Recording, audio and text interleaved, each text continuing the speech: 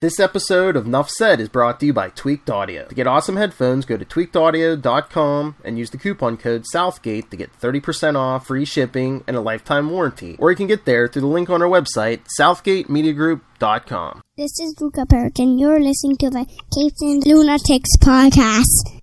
Recording has started. Hello and welcome and happy Boxing Day! I don't know if this will air on Boxing Day, but that's when we're recording it. It is Superconnectivity, and I am your host, Charlie the Professor Esser, here in my Christmas PJs, along with the blue-eyed bomber from the Burg of Pitts. Phil, me, and Perich. Hey, welcome, Phil. So glad you're here. Yesterday was Christmas Day, Philip.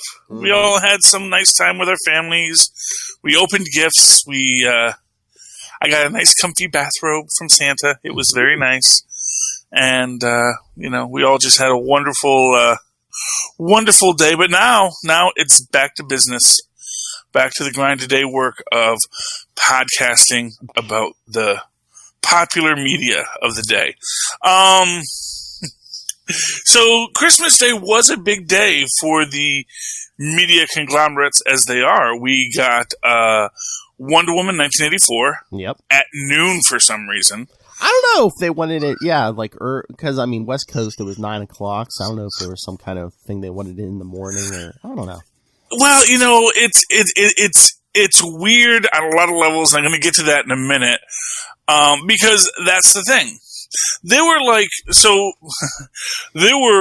going to talk about 4 Christmas Day drops. There were probably a lot more Christmas Day drops. But these were the 4 that, got enough hype for being a Christmas Day drop. And, maybe not as much hype as they could have gotten, but they're also, you have, so the first one to drop was Pixar's Soul, which I watched expressly because, it was the first one to drop, So I went to go watch Wonder Woman first. He said, oh, yeah, okay, Wonder Woman, we're going to watch that. So the 4 things we're going to discuss today are Wonder Woman 1984, Soul, Mandalorian Behind the Scenes, which is the Season 2 behind the scenes. There's a Season 1 behind the scenes, so I don't know if there's going to be more Season 2 behind the scenes, but we got a Christmas Day drop of Mandalorian Season 2 behind the scenes, which was very interesting. And then over on one of my favorite channels, one of Lilith's favorite channels as well, Tubi, there was the film Henchmen, which Tristan and I watched. And actually, the reason why that didn't get watched earlier, because Tristan was playing video games, and I had to wait for him to want to watch the movie with me, because that was our father-son time. So, getting back to it, let's start with Pixar's Soul, which I know Phil hasn't watched, but I do want to talk about it because this is as beautiful of a film as I think Pixar has ever made. As far as story, and I was not sold on it immediately until I watched it and saw what they were going to be expanding and exploring. And honestly, I cannot even describe what happened. Okay. So there's qualities of the film that if you're a fan of certain genres, you're going to pick up on immediately. But the basic premise is a guy, he's always wanted to be a jazz musician. He gets his big break. He actually has 2 things happen in the same day. First, he finally gets the offer to be a full-time music teacher at his local junior high. Cool. And then he also gets the opportunity to audition for a professional jazz quartet because they needed a new pianist. And so he gets both of these gigs the same day, and of course immediately falls on a manhole cover. Yeah, and I don't think that's a spoiler. If you watched it, well, the fact that it happened, that he gets the other gig, that's maybe a shock to you, but it happens early. I don't count that as a spoiler. If it happens early enough in the film, I don't think it's a spoiler. I was going to say, I kind of glad that he dies, early on. Well, he doesn't exactly die, and it's kind of a Ghost Dad situation. If you ever saw Ghost Dad, that classic film of the 90s with Bill Cosby, this was just after Leonard Part 6, his tour de triomphe, and this was his sort of victory lap afterwards, was Ghost Dad. Yeah, ever since The Devil and Max Devlin, it's been right downhill for Bill in movies. And then really in life, too. But, yeah. Anyway, which, goes to show that it's a very different thing between being a popular stand-up comedian, TV actor, and movie actor who can carry his own film. And I think that's part of the problem there. But anyway, that's a whole other thing. So in the Ghost Dad situation, it is the fact that the guy's not dead, but his soul did get pulled out of his body. But actually, it seems like he was supposed to die that day, because there is an antagonist in it who is the accountant. It is. I don't want to spoil this for anyone because it is such a beautiful film. But the basic premise is he's supposed to go to the light. He winds up getting put into the pre-birth area of heaven. Well, not heaven, but the great beyond, where basically all of the souls before they're born, essentially he goes to the guff, and in the for those little bit of some Judaic lore for you. He's in the guff. He's with all the souls yet to be born, and that's where they sort of form themselves until they're ready to go to Earth. He meets one who is a soul that is literally an old soul because they've been in the guff for years and they've never really wanted to be born. They've never wanted to move on. And it is him trying to figure out a way to get back to Earth, to get to his body so that he can do what he wants to do. And in order to do this, he has to convince this soul that life is worth living so that she can get an Earth path, so that she can give him the Earth path so that he can go back. And it is, like I said, it has all the feels. It is beautiful. It has an immensely great cosmology with a very typical, of course we look silly to you. We're fifth dimensional beings. This is just how your minds can conceive of us. No. It's really, honestly, I really recommend, again, you and Luca, you should sit down and watch Soul. Mm-hmm. It is a beautiful film. It really resonates.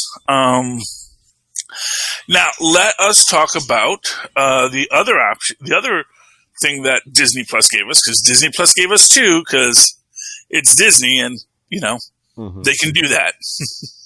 Actually, no, technically there are three, but we'll get to the third thing they gave us, which was just before that, which is the latest trailer for WandaVision. It's heating up, man. They're getting ready. Oh, you want to give me? Okay. If you want to be on camera, you have to hug me on camera. Otherwise, okay. My son wants to hug my arm. Okay. If you want credited for the hug, if it's not on camera, it never happened. Yes. Well, it's just he's a huggy one. Yes. He's not actually going to be on our.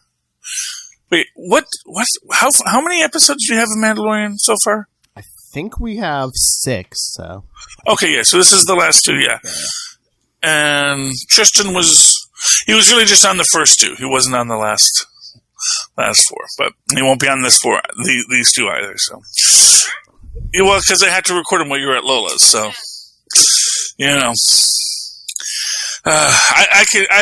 she'll schedule it around my podcast. If I say that you can't go because you have a podcast, it's going to be quite bothersome to her. Anyway, moving right along. So The Mandalorian Season 2, and behind the scenes, because we've already talked about that. We're going to talk about that on Full Steam Ahead. See my flawless transition, Phil. This is why I'm the best at what I do. We get to see.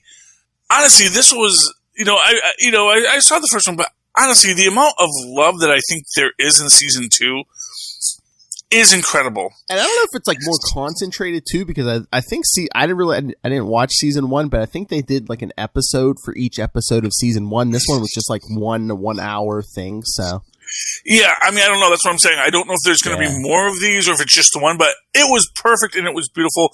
And I loved.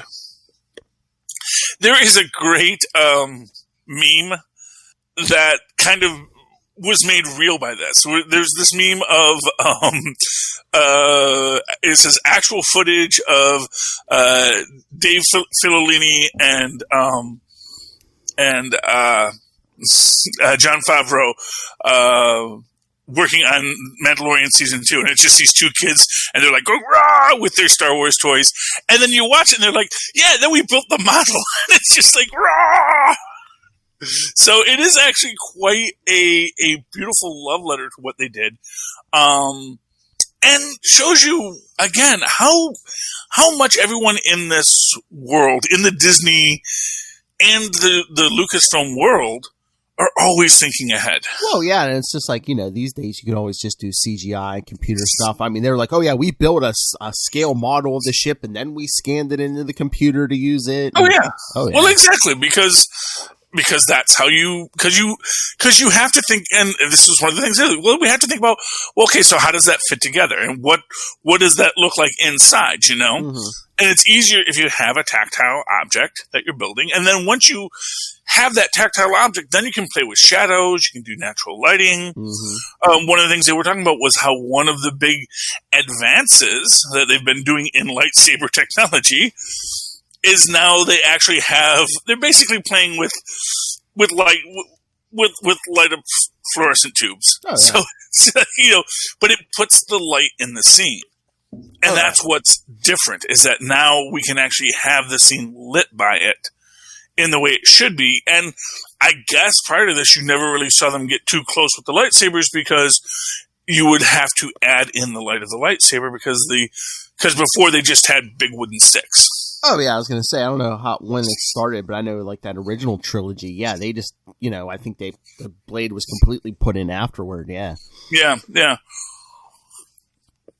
Well, I remember watching like an early stuff, like behind the scenes footage from Return of the Jedi, back before it came, or like just after it came out, before, and you see Luke there, and he's got this like big wooden sword, and and it's cute and it's neat and it is what it is, but it's just such an advance. Although it does look so cheesy and cheap, as it always is when you see the behind the scenes, where it does look like my son's plastic lightsabers. Like and I think that's probably true of so much. I mean, I think when you actually see an actual original phaser from Star Wars, right. It is or Star Trek. It is like because you'll see those at the cons from time to time, and it really does look, wow, that is so much cheaper than what I could buy at the store. Cheaper looking than what I could buy at the store. Oh yeah, I guess it's just like we need something in your hand. We'll clean it up, make it look nice. In post, and it's just yeah. Yeah, or even you just never realize it. And then what it is that when someone actually wants to hold a phaser that is a phaser, you're gonna have to actually design something that looks neat and isn't just a dustbuster, as they did in Star Trek: The Next Generation. Which I just I don't know. I think that for a shooting weapon, again, very bad. I don't care what anyone says. I don't care what you say, Maz. Very bad weapon design in Next Generation. The Batleth is not a good weapon the way they use it. The phasers, the little dustbuster phasers, they're not. It's not an intuitive design. The original design was very intuitive. Now, even when they went to the remote control design, it was still somewhat intuitive. Yeah. But it's like the dustbuster, because it's like, okay, well, we had phasers that were like this big that you did, and then we had big phasers that you held like a proper weapon. The phaser rifle, yeah. Yeah, and now we're just going to go with dustbusters. Tristan. Oh my God, I'm sorry. Yeah, it's okay. Just take care of it. Just move that off. I didn't know that. Okay, yeah. Just why don't you get off of there for right now? Okay. Sorry. You don't have to be sorry. Just let it be. I'll untangle it later. Yeah. Anyway, so yeah. So it was great. We've got Sackhoff. I'm blanking on her first name. Katie Sackhoff. Katie Sackhoff. Previously from Battlestar Galactica and the fantasies of Howard Wolowitz. Yes, she actually. I think she had been on that show a couple times. I think she was in the fantasies, and then they actually had her as Katie Sackhoff in an episode once, where she was on the same train with them. Maybe that was some other actress, but anyway. No, I think that was. Oh, what's her face? Oh no, it was somebody else. Yeah. Oh, they did a bunch of those because remember the last episode they even had Sarah Michelle Gellar on the plane with them. Yeah, and but yeah, I always like the Katie Sackhoff dream sequences because of course then George Takei is in Howard's dreams too. I know, and he's like telling him how to like romance a woman and shit. And Katie Sackhoff's like, "How would you know?" He's like, "I read." Big Bang Theory. I don't care what anyone says. It is funny. Mm-hmm. Hey. As a nerdy, pathetic guy, I will say, yes, that is very true to life. Hey, a lot of people agreed. Was it 12 seasons? Yeah, it did well. Anyway, Rosario Dawson. Oh, yeah. Is great in this. And, and they really do address this idea about the difficulties of bringing a cartoon character to life. Oh, yeah. And I don't know if they ever really address it well because I think it's still controversial about what exactly that thing on Ashoka's head is. Is that her head? Is it a hat? We don't know. It's kind of like the same thing of our superhero movies. It's like, some costumes and some things look better on the page, but trying to like translate them to the real world. Yeah. There's a lot of stuff on the internet recently about when Black Canary gives Red Tornado his new costume, and I know David Cronin was asking. Actually, someone had asked David Cronin because that's when Red Tornado gets the arrow on his head, and it says, "So is that a decal?" Or is it like a mask that he's now wearing over his head? I think it's always a little difficult to translate, but I think they did a good job. Oh, and man, just all of the monster works and just all of the practical effects that they just really like. That's the thing. This series was revolutionary for, first off, it did the view screen walls. Oh yeah, as a new idea. And, that it actually worked and it looked good is quite amazing, Yeah, and like the stunt guy for the Mandalorian, like him saying, Giancarlo Esposito, man, he said he brought the rage. He's like, when we were fighting in the last episode, I'm like, man, he brought the rage. And I thought he was gonna break the fake weapons. Yes. He's a good actor. He's not a sword fighter, but he's a good actor. Oh, yeah. And he can play a sword fighter. Well, they even said in that thing, I forget who said it. They're like, yeah, his character, it's like, he might, he's more of a bureaucrat than a warrior, but he has that rage inside him. Yeah, honestly, I hope we haven't seen the last of Giancarlo Esposito. Spoilers, he's alive. Yeah, yeah.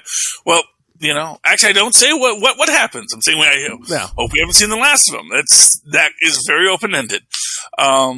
But yeah, I think just like in the episode we will be talking about on Full Stream Ahead today, later on this afternoon, me and Maz will be talking about the episode with Mayfield. So that's going to be interesting. Yes. So anyway, moving right along. It was fun. It's a great nerdy dive. If you've ever wondered what those, I thought it was just really cool that the tentacles really just swung around when people were walking, John Leguizamo as the mob boss was good. Yes. And they do mention the whole shooting out the light scene, which is, but again, the kind of character that, okay, but maybe we will see him again. Maybe he gets out of that and he's just angry. Yeah. And I forget if we talked about it or if I even knew about it and I forgot about it, but Carl Weathers directing his own episode.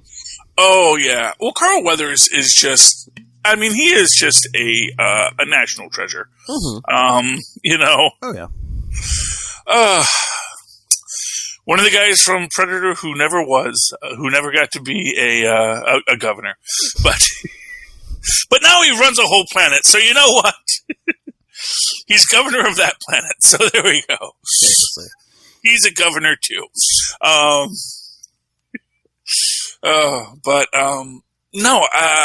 It's great, you know, and of course, you know, the guy was, well, you know, as he says, I'm aware of the physicality. I know what it's like to be on the other side of this conversation about the physicality of acting, and it's just good all around. And I do highly recommend, if you like The Mandalorian, you'll like the hey, here's how we made this. Oh yeah. You'll like the documentary. Okay, and that brings us to the elephant in the room, dropping at 12 noon Eastern Time for reasons. Wonder Woman 1984. Now, we're not going to spoil it because we're doing a big episode on this. Yes, Capes and Lunatics 190. Stay tuned for it. For the new year. Yep. Year will be buried out of the box. I'm going to start recording that. So speaking of the time, so Soul and like the rest of those all dropped at like midnight. I mean, like you whenever you went to it, it was there, even if it was early. Yeah. Okay. Yeah. I mean, I don't know exactly when Henchmen dropped, but it's Tubi. I'm sure it dropped at midnight. You know. Yeah. Or midnight somewhere. You know, this thing. It's like, I can get the idea of something dropping at midnight. So you know, okay. It dropped midnight Hong Kong time. So maybe that's what it was, because that would have been the first time. Except I think that they're actually the day behind us, not a day ahead of us. I don't know. I forget how it works when you do that whole thing. I think they're ahead of us. Yeah, because I know Australia's ahead of us. So yeah, so they're probably ahead of us. Yeah.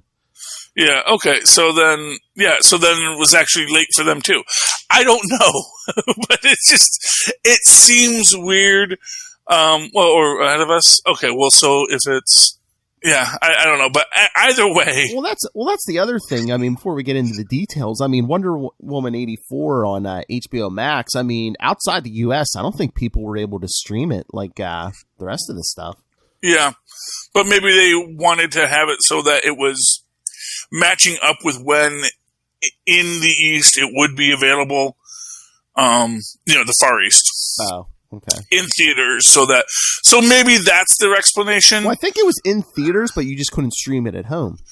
Yeah, but anyway, I don't know. But anyway, it was a bit frustrating, but we got over it. I will admit I have to do a rewatch of the dang thing because. Oh yeah, I'll probably rewatch it. Yeah. Yeah, I mean it is a long film. It is 2.5 hours long. Oh yeah, it's like, what is it, like 2:35? This is a little over 2.5. Yeah, and that was I think my main problem. I didn't think it had to be that long. They could have trimmed a little bit, especially at the beginning. Well, and this is what I'm saying. I think that because someone said, okay, we're going to do a digital release of it. Maybe. And they said, you know what, since we're going to do a digital release with it anyway, we don't have to edit it for theater time. We can edit it for press pause, go to the bathroom, come back, and restart the film time. And I think that makes a statement about how things might change in the film universe. And maybe they were worried about another Snyder Cut debacle, so they're like, oh, we're going to stream this? Okay, whatever you got, just throw it in. Yeah. And here's what I'm going to say. I really only have one complaint, maybe two. One is a basic mechanics of magic,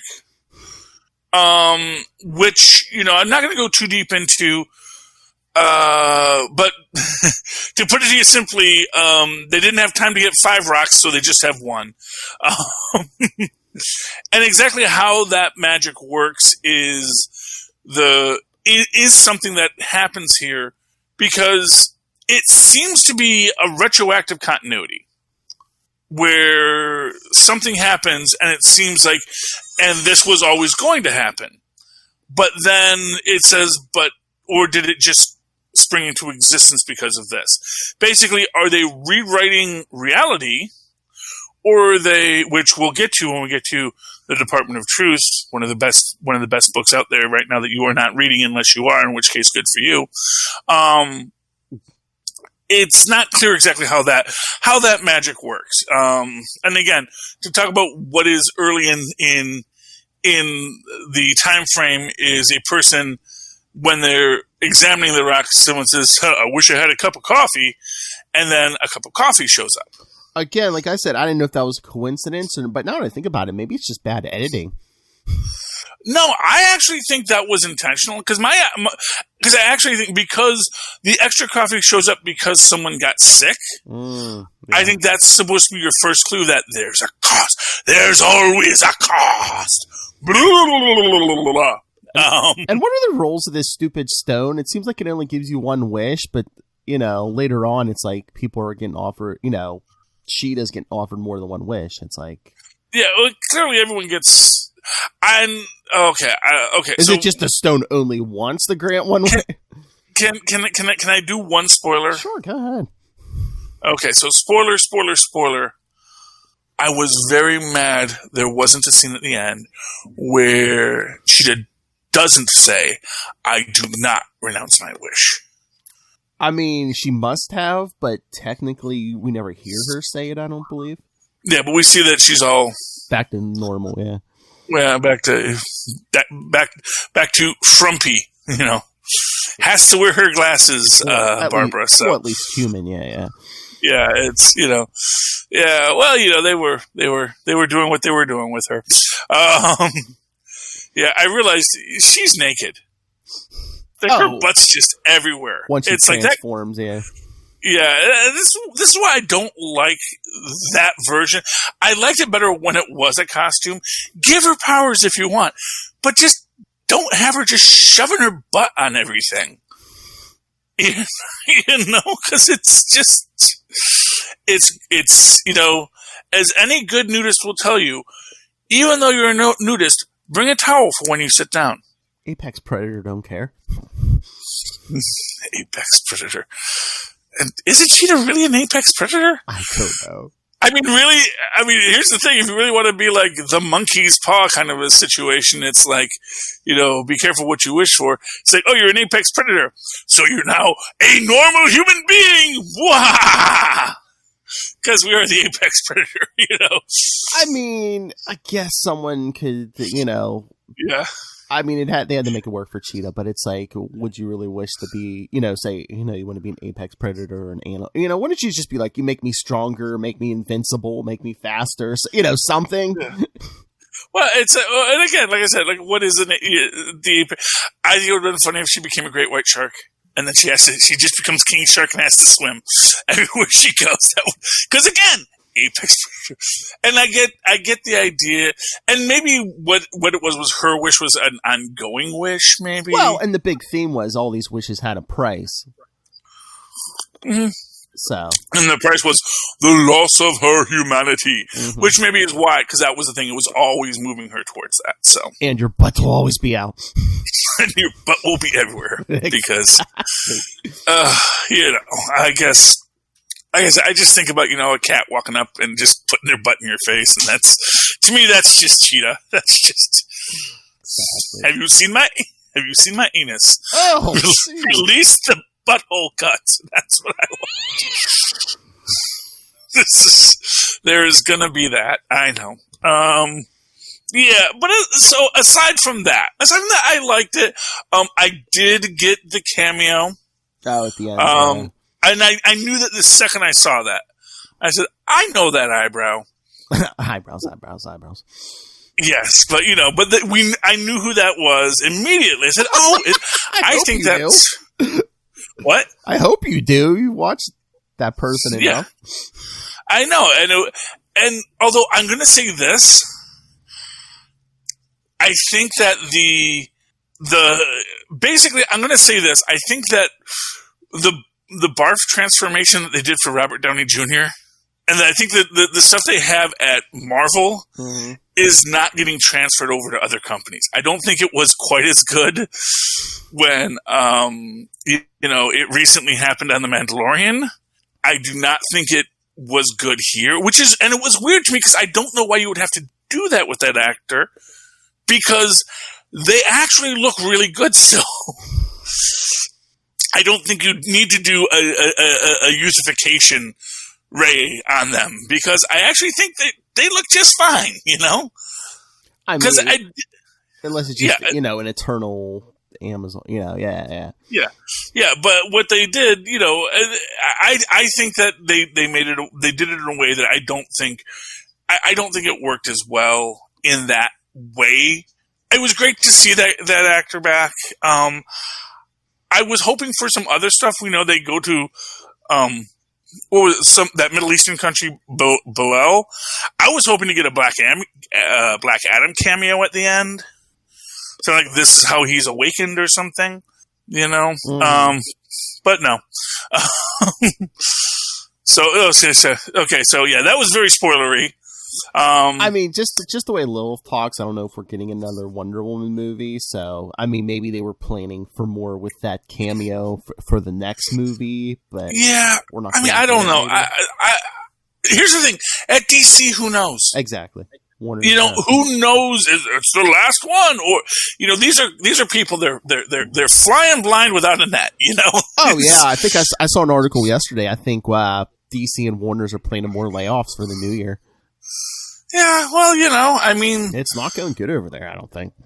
Well, I mean, somehow it's as I always say, it's not that the Zack Snyder films don't make money. No. It's not that they're even not good films. Yeah. But there is that scene when in Entourage. If you love handsome guy wish fulfillment stories, yeah, those guys never get nothing. No, they never get nothing. But there's that scene where where we get the first Aquaman with Mr. Chase, and they're like, "Oh yeah, well Spider-Man did this. Should we expect Aquaman to do that?" and Ari Gold, I believe his name is, he says, "Manage your client's expectations. He's Aquaman. He's not Spider-Man." But that's the thing. It's like Superman is Spider-Man. Wonder Woman, Batman, these are Spider-Man level characters, and Warner's has 3 of them. And every single one of them should be opening to Spider-Man level dollars every single time. Oh, yeah. And they don't, That's the thing, is they don't, And really, it's just kind of, it's disappointing. Yeah, I mean, it should be simple, because it's like, show me someone on this planet who doesn't know Superman, Batman, or Wonder Woman. Yeah, and then, and as has been pointed out, that this is the first Wonder Woman movie in freaking 100 years that she's been around. Well, maybe slightly less than that, but yeah, Wonder Woman has been, and this is like the first time they're making a Wonder Woman film. Well, the second, and that is, no, they made a TV show. The movie. I mean, there was a couple years ago. There was the first Wonder Woman movie. Oh yeah, well, I know. Okay, so that's what I meant. This iteration of the character. Yeah. That's the thing, and it did well. It did very well. Mm-hmm. That first one really lived up to expectations. I think this one lives up to expectations too. Yeah, like I said, any problem I have is small. Just like I think they could have trimmed it a little more and kind of got the point quicker. Yeah. Yeah, I mean, again, we're being a little spoilery, and we don't want to get too bad because we are going to be reviewing this film later. But it's, I kind of feel like someone said, we always have the lasers shoot up. What if we had them shoot down? And that was their big. That was their big shift to the classic DC paradigm. When we had the lasers shoot down instead of up. Ha ha! Didn't see that coming, did ya? But yeah, overall I enjoyed it. It had that very sweet. Pedro Pascal is great.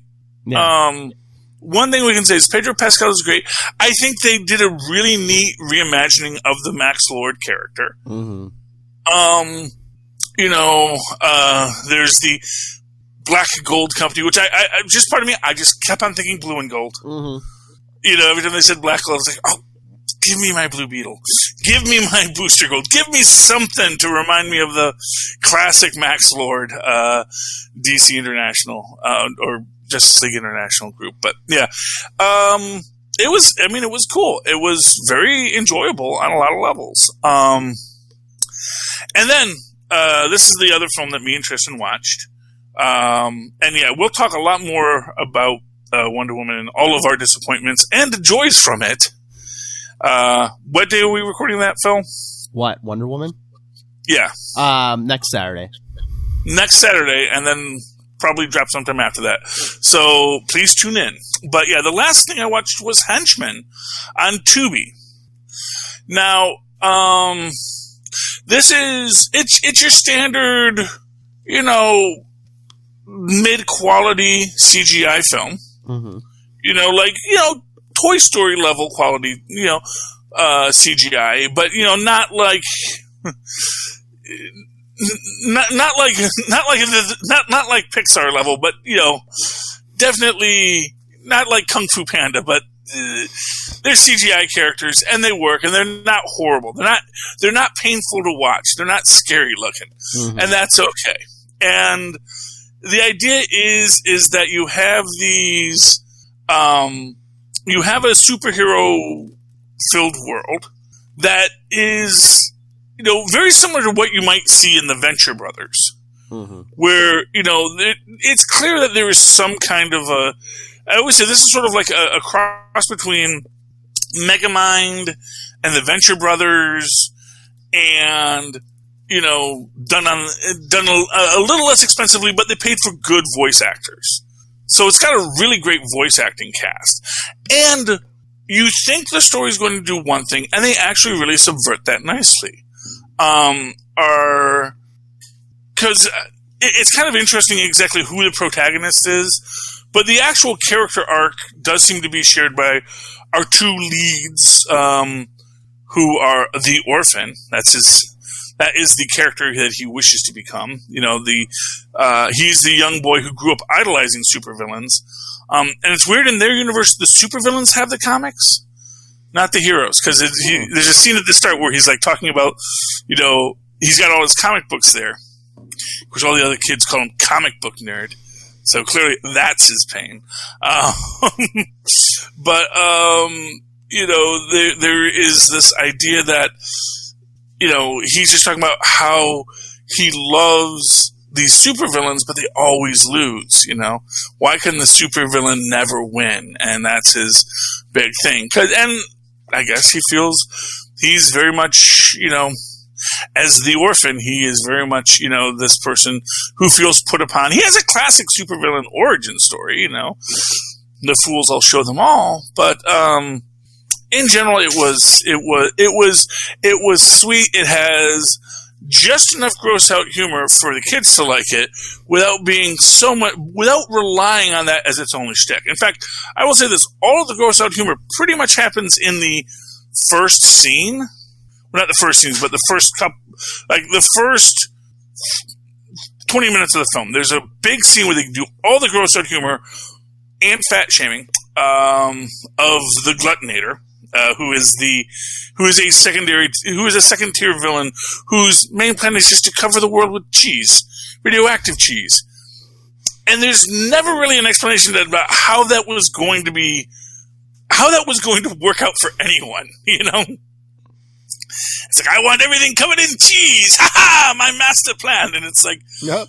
It's like, step 1.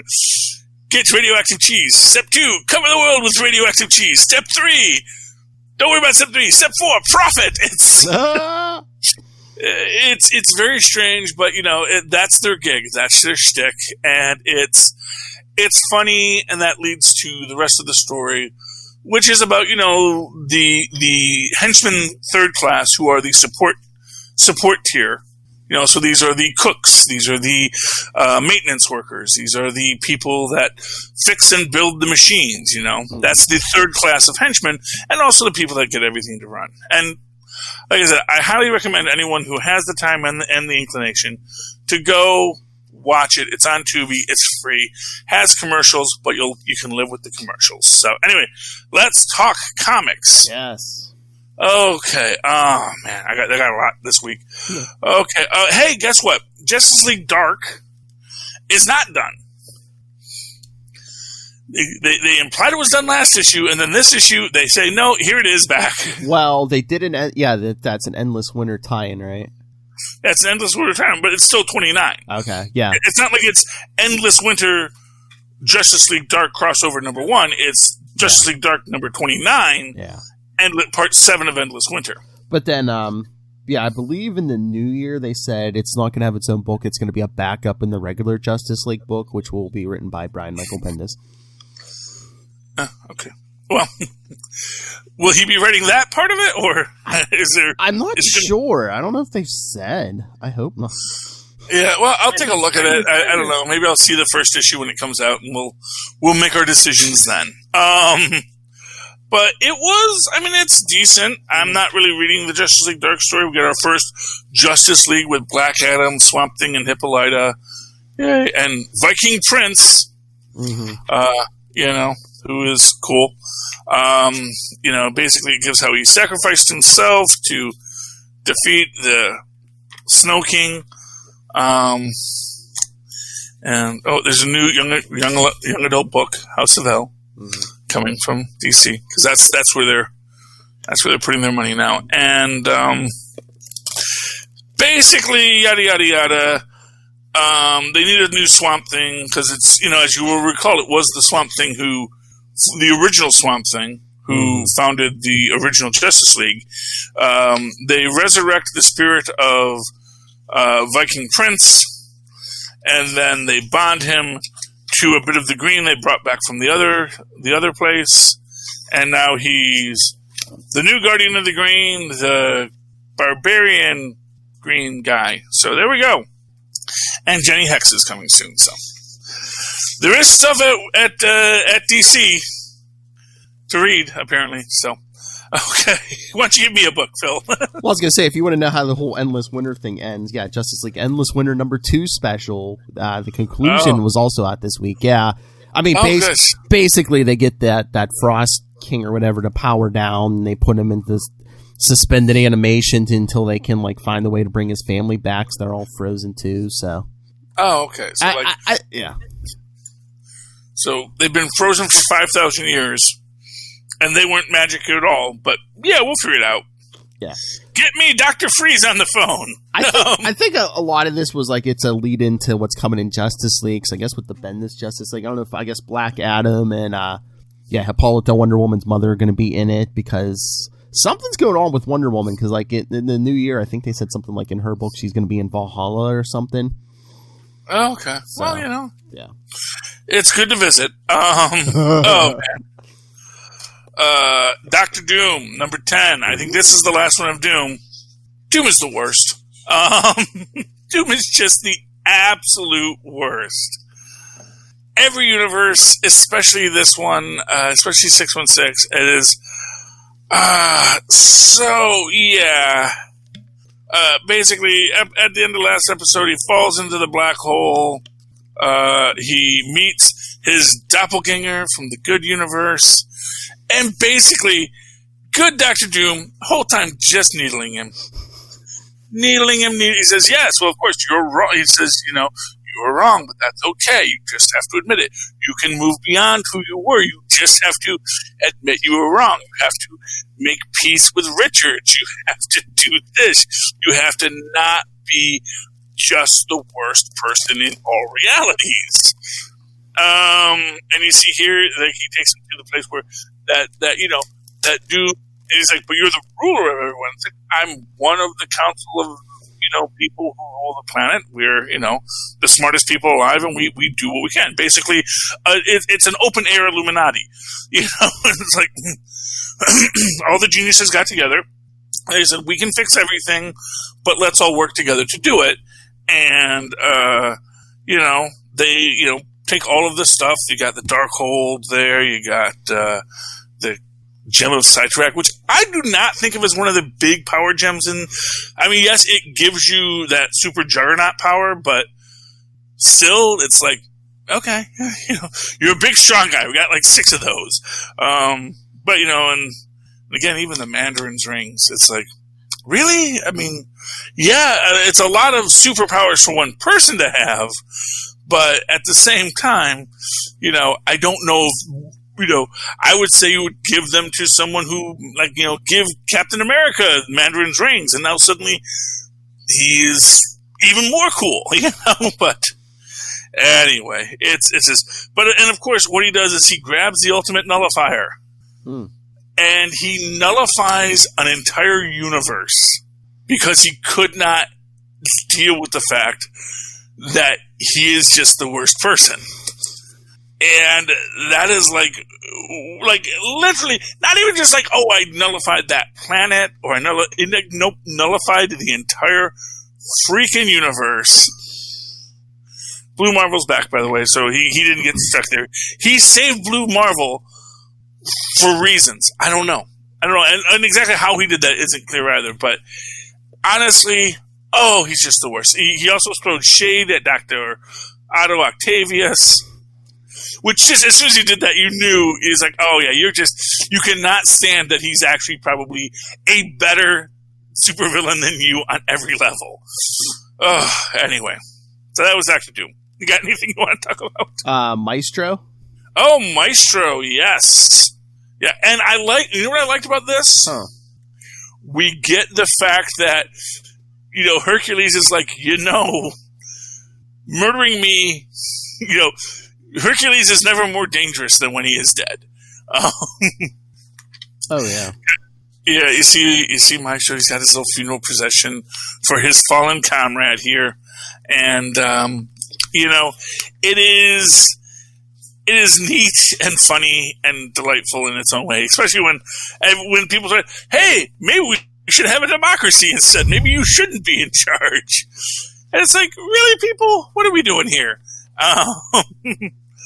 And then, of course, we do get, he unleashes his war dogs on them, as you do, and then big laser bolt, because it's the gun that Forge designed to kill the Hulk. Some of Rick's crew has it, and then Hades brings back Hercules.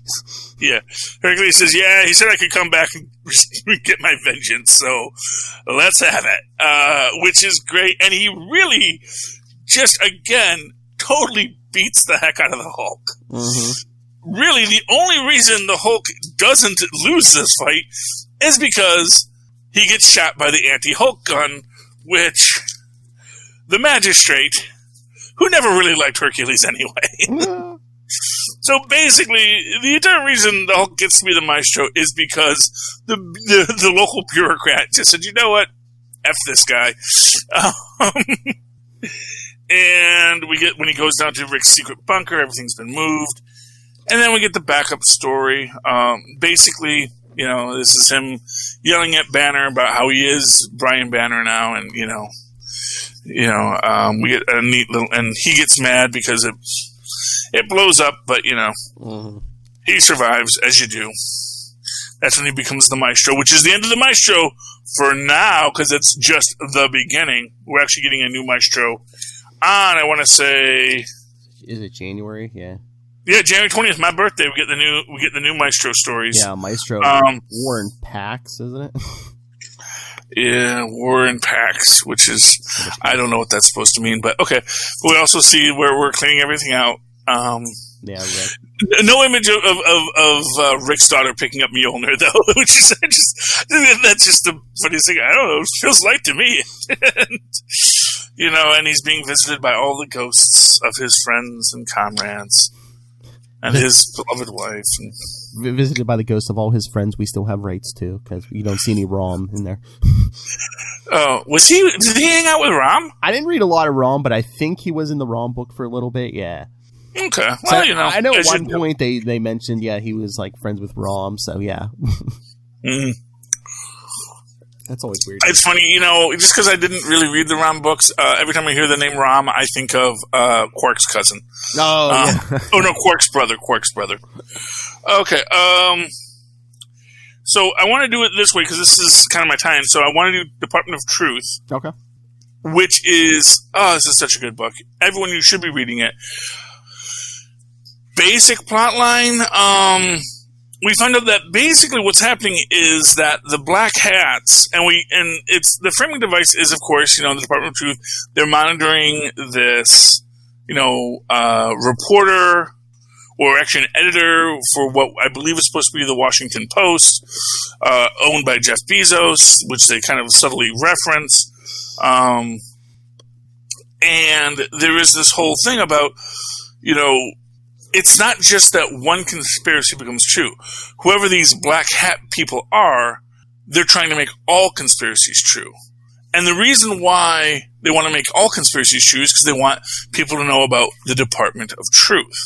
So they're trying to reveal the truth of the Department of Truth, maintaining history. And the problem is that, and this is what this reporter figures out, that all the pieces that this guy is sending me, it fits too closely together. It's all ridiculous, but there has to be a truth behind this. Why is this person telling me this truth, telling me this story? And basically our protagonist has to make the decision, is he going to kill them and prove his worth to the director, or is he going to not make that choice? I'll leave it to you, readers, to find out what he decided. But Department of Truth, number 3, I think this is? No, number 4, issue 4. Department of Truth, issue 4, really good. And that goes to a book I know we both read, John Walker. Yep. Where we also get a lot of this, what really happened and who are we really talking about in this.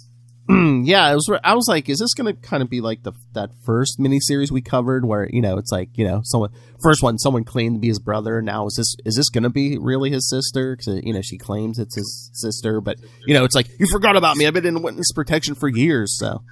Yeah. I mean, it's a really interesting story. I really like where they're going with it. I really like the kind of story they're telling with it, and yeah, I'm down for John Walker. Oh yeah, I really am. He is very good. But what? And then so yeah. What do you think about what they did with his brother Mike? Is it just because of the sliding time thing? Because remember, it was like, his brother died in Vietnam, so it's like, yeah, we can't do that now. So we're going to make it so... No, they moved everyone up. Everyone who died in Vietnam, they created a new country for everyone to die in. So, like, now, Tony didn't even go to Vietnam, and I forget the name of the country now. But, yeah, but now they're saying he didn't even die in, Oh, it wasn't even in a war? No, because it was like, oh, no, you just couldn't, because he accidentally burned their house down and then killed himself, yeah. Yeah. It's interesting. We also get the reveal of a different U.S. agent, a black guy. Oh no! Yeah, and he's with his sister. Well, the one who's claiming to be his sister, if it really is. Yeah. Yeah, but what I'm saying is, you know, they're going to be mad. The internet's John Walker was their guy. Uh-huh. And now he has to be replaced by a black guy? Oh, no. Well, there's people in that town thought he was Captain America. They're going to be like, oh, they're replacing Captain America, the black guy. Yeah, it's just... Get it? Falcon and Winter Soldier's coming, get it? Yeah, I get it. I see what they did there. It's a good book. It's well worth the read, I think. Another book that was worth the read, I think... Here's what I'm going to say. I did read the Amazing Spider-Man out this week. Yes. All this reference to the lies being told and things like that, I'm still not convinced we're not going to get a last minute what was it, Francis Clum reveal, man. Oh yeah. Even when Sin Eater sort of shoots his own head in it, says, "No, now I see." And all of the lies. How could it all be lies? Well, my whole thing is like, I get why Norman Osborn's involved because supposedly this is Harry, but what's Fisk doing? What's besides destroy Spider-Man? What's Fisk's angle? Well, and again, I think if we go with my Francis Clum theory, although I'll lend credence to your theory. You know, because remember in the whole Kevin Smith Daredevil thing, you know, the whole thing with Mysterio? Mm-hmm. Who paid Mysterio? Fisk. Yeah, well, there you go. I think I get the feeling that someone is manipulating a lot of people in this. Because, and again, this is something when I was looking at it, I was like, there is nothing that's happening in this storyline that we have not seen done technologically. Yeah. In Spider-Man books, for example, this whole, I have this person's powers now. That is the Absorbican from when Everyman came back and he stole Reed Richards' super intelligence for an issue, and it's like, oh yeah, and it struck me, they have lots of people who just steal people's powers randomly in the DC, or sorry, in the Marvel universe. That's actually like a whole subset of supervillains. And they're all tech-based too. So it's like someone could give him, oh, here is a sin-eating gun, and it's going to give them that massive dose of, some mood stabilizers, and it's also going to transfer their superpowers to you. And that would also explain why Norman's now evil again, because those mood stabilizers eventually wear off. Or whoever's in charge of it can turn it on and off or whatever. Yeah. Yeah. It's a very interesting thing. And I'm really interested to see what happens with this, because I do get the idea that there is so much more going on here than we're being led to believe. I mean, and I think it's not going to be this is my thing. I don't think it's going to be a mystical. They may think it is. So Harry Osborn may think, I was in heck. I was brought back to life. Look at these crazy centipede things I can conjure that for some reason look exactly like Dr. Octopus arms. Oh, well, I could see Norman having him strapped in a VR chamber for the last couple of years. Yeah. Yeah, who knows, man? And the entire opening scene, was that like from an old comic book, or what is when Harry has... that is from an old That's comic. From Spectacular Spider-Man 200. That's from the... I think that's the actual... Yeah, the issue where he actually dies. Yeah. Yeah, when he's like, I would never hurt you. Yeah. We were good friends. And it's like... I'm going to kill your husband, but I would never hurt you. And within that entire concept, it's also just like, okay, so you're taking me to the place where you killed my husband's last girlfriend that you say you love, or where your father killed him, or who you believe he killed, whatever. But also it just, me and Pete would never be together if she hadn't died. So maybe again, who knows how long Clem has been doing this? That's what I'm saying. Although, I mean, in Harry's defense there, I mean, that was the whole thing. It's like he went insane when he wanted to be the Green Goblin. He injected the Goblin formula, and that's, he went nuts, so. Yeah, I don't think that's supposed to be an injectable, though. Well, I don't think he even injected it either. I think it was like it was like a nutrient bath or, Oh, yeah, nutrient baths. Those are the worst. Yeah. Just ask the Hulk. Using a tank. And it was the 90s, but... Yeah. But no, I just wonder if Fisk got his memories from before the Mephisto deal, because right before Pete made the deal, I mean, Fisk is the one who had Aunt May shot. That's why she was dying. Mm-hmm. And, Peter finds out it was him, breaks into jail because Fisk ordered this hit from jail, and Peter beats the crap out of him and tells him, he's like, if my aunt dies, I'm coming for you. You're going to die. Yeah.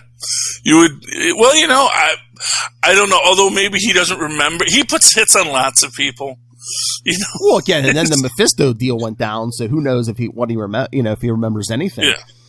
Well, exactly. Well, he probably remembers Peter Parker, or he remembers that Spider-Man, because everyone knows Spider-Man revealed his identity, but no one seems to remember it. Nope.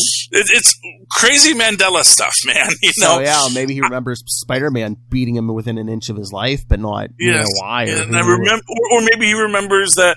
Yeah, I remembered. We knew who Spider-Man was. I think I had a loved one of his killed. There's so many loved ones I have killed. It is so hard to keep track. You have no idea. So yeah, but you gotta realize that's that meme that floats around of from Batman Beyond, Derek Powers. When Terry McGinnis finally confronts him, he's like, "You had my father killed," and he's like, "You don't know how that so does not narrow it down. I've had lots of people's family killed." Yes, exactly. Oh goodness, but And then we also have the second issue of King in Black this week. Yes. And so I guess Dylan is like got super symbiote destroy powers.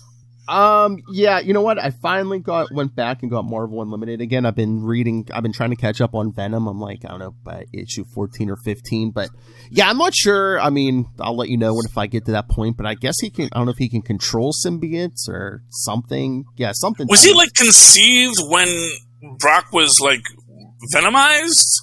Maybe. Like, is that why he has these powers? Because like maybe, and I think in one of those miniseries in the 90s, he might have venomized his ex-wife. So, because she's the mother, so I don't know if both his parents were venomized when he was conceived. Maybe.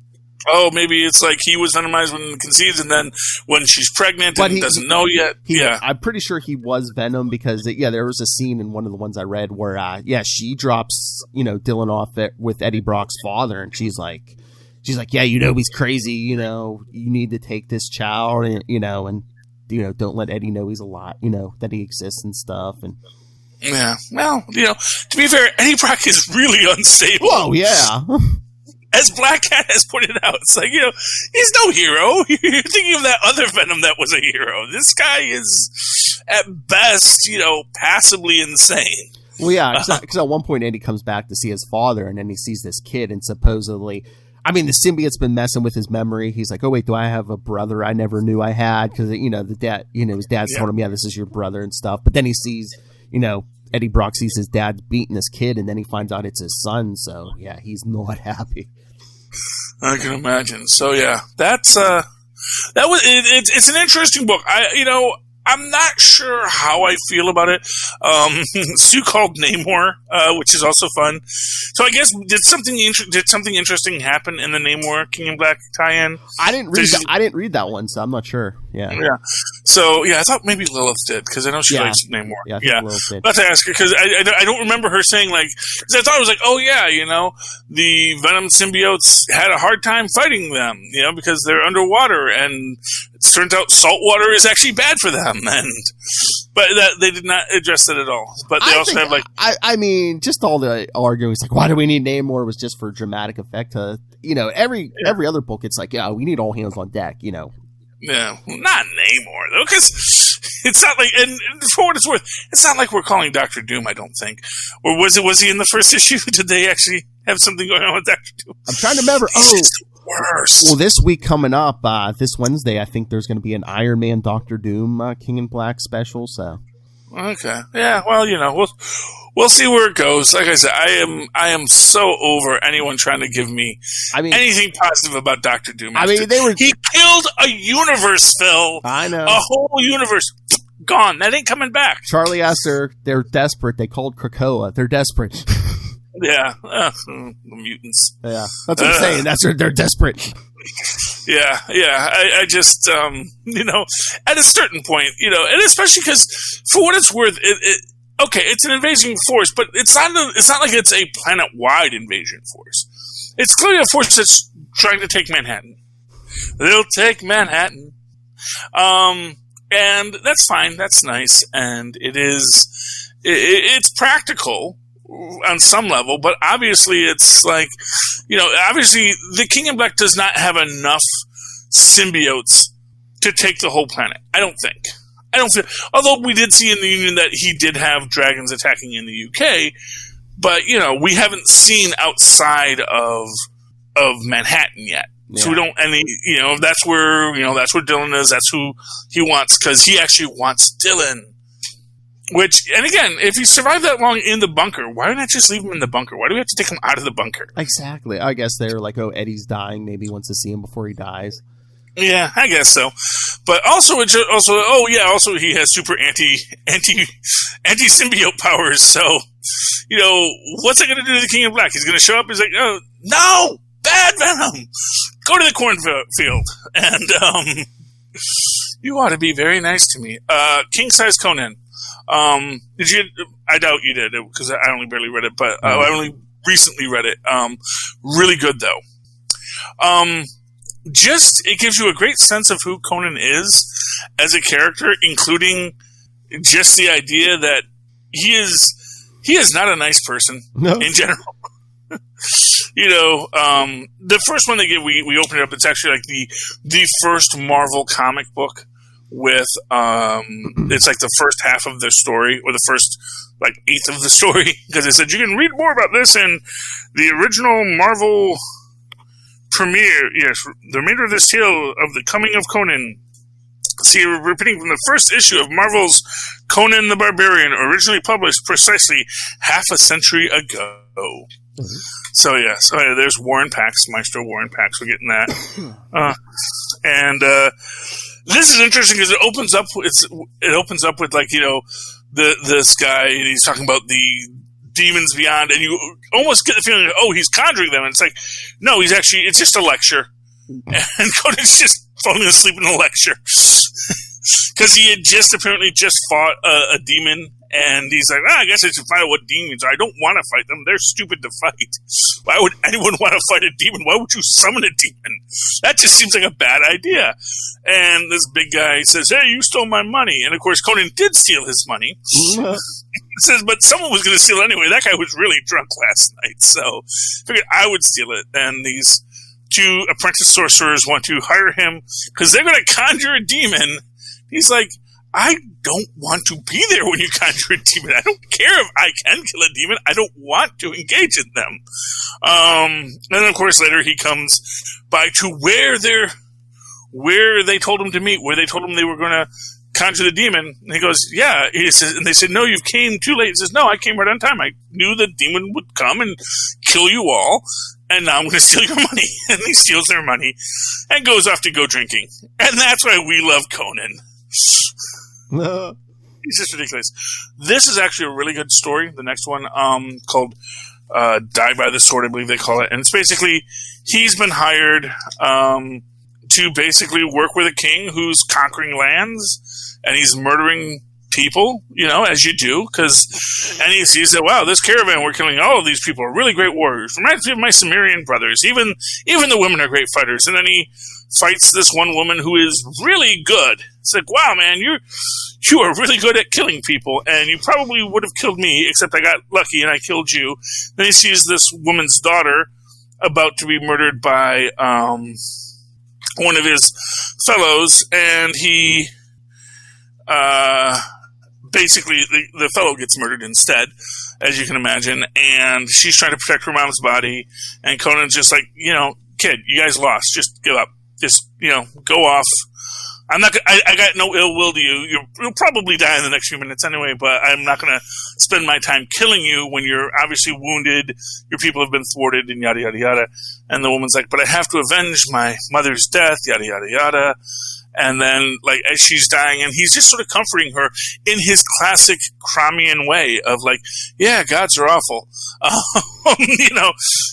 Why do people bother praying to those things? They never help." And she's like, telling him, well, when we're in the, other world, and you come to our world, you can, my mother and I will drink with you. And he says, that sounds nice. So it actually ends very pleasantly. And then Requiem, pretty good story where and these are all like young Conan the Barbarian. He is attacked on by thieves. He gets found and nursed back to health by a kindly village who, we are just, simple folks. We share and share alike, and, you were in need and we helped you. And he says, well, great. Well, if I can repay you, I will. And it says, well, we don't really use gold here because obviously we don't need it because we are, a self-sufficient tribe. And he says, well, I'll go bring them back a stag. Give them some nice meat so they can have a good dinner. Then, of course, the thieves that had set up on him in the first scene have totally ransacked the village. And they even complain, the thieves are complaining, yeah, it's, you have these small, poorly defended villages, but goodness, there's never anything we're stealing in a small, poorly defended village, so why do we keep on doing this? And then basically Conan kills them all. Because he pays those who saved him back with his vengeance. Then the final one is a great little Belit story where they basically come across the Flying Dutchman, which is ruled by some weird tree god, who basically actually just wants Conan to kill him because he's just tired of living, and he gives Conan the gift of future sight because the, ghost ship sails across time as well as the sea. And Conan basically, he gets out, they get their treasure, but he is also haunted because he knows that one day Belette will die, and that will be sad.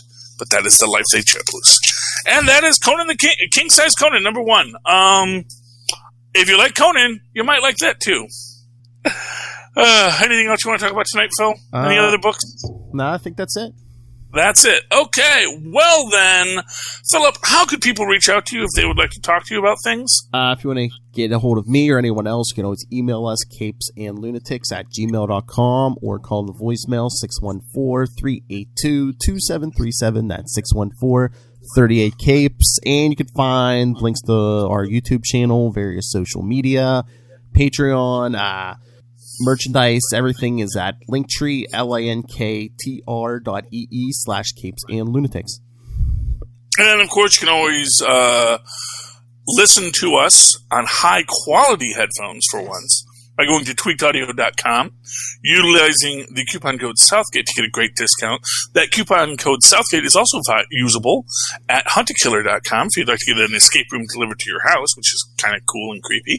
And of course, you can always go down to our show notes, click on the link to Amazon, go there, buy whatever you want, costs you nothing, helps us all out. While there, check out Pod Life, the book written by the Southgate Media Group crew. A sequel is coming soon, maybe even an audiobook. Who knows? It's available in paperback or digital, and it will tell you about why people podcast. And then, once you've done that, if you'd like to write to me in that old-fashioned email way, you can do so at superconnectivityblog@gmail.com. That's superconnectivityblog, all one word, at gmail.com. Of course, follow me on the Twitters. I live tweet the last season of... I always do the last season of things. DuckTales, woohoo, I haven't been missing it lately. It just hasn't been had new episodes recently. At 7 o'clock on Mondays. That's Eastern Time. At Charlie Esser, that's CharlieEsser. Look for the 2 E's in the middle. For what? For quality. Thank you, Maz. All right, ladies and gentlemen, thank you once again for joining us for Superconnectivity. I hope you learned something. I hope you connected with us. Please super connect with us again next week. Good night. Good night. Hope it didn't run too long, Phil. Nah, we're fine. Had to get all the current stuff out. Yeah, man, lots going on, man. A lot of books. Yeah. I actually just realized I don't think I read U.S. Agent. It's weird. I'm like, wait a minute. I think I read half of it, and then I must have put it down, and then... Let me tell you about a book I'm going to read, kids. That's the secret end credits scene.